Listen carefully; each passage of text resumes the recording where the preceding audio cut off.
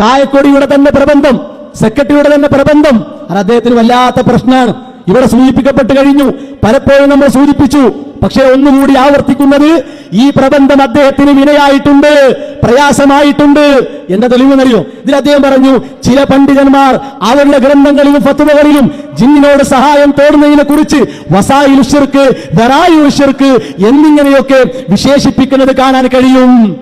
പറയണം നിങ്ങൾ, ആരാണ് ആ പണ്ഡിതന്മാർ? അതാണ് ഞങ്ങൾക്ക് കിട്ടേണ്ടത്. ഞങ്ങൾ മാത്രല്ല, ഇത് അഹ്ലുസ് സുന്ന പറഞ്ഞതാണ്. എന്താ നിങ്ങൾ പൂഴ്ത്തി വെക്കുന്നത്? എന്താ നിങ്ങൾക്കൊരു പേടി?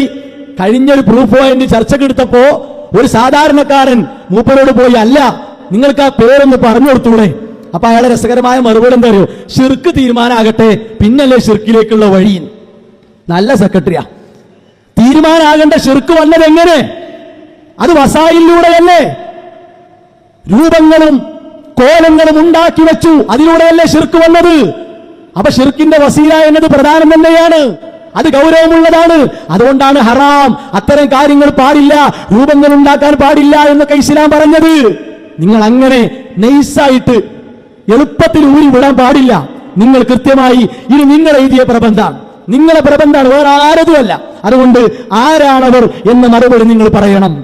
അതുപോലെ ലജ്നത്തു ദായിമയുടെ ഫത്വ എത്രയായി ഞങ്ങൾ നിങ്ങളോട് ചോദിക്കുന്നു. അവർ ശിർക്കിലും കുഫറിലും റിദ്ദത്തിലുമാണോ? പറയണം നിങ്ങൾ.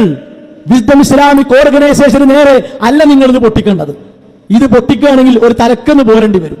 അപ്പോ ഇത്തരം കളികൾക്ക് നിൽക്കാതെ കൃത്യമായ ഉത്തരമുണ്ടെങ്കിൽ അതാണ് നിങ്ങൾ പറയേണ്ടത്.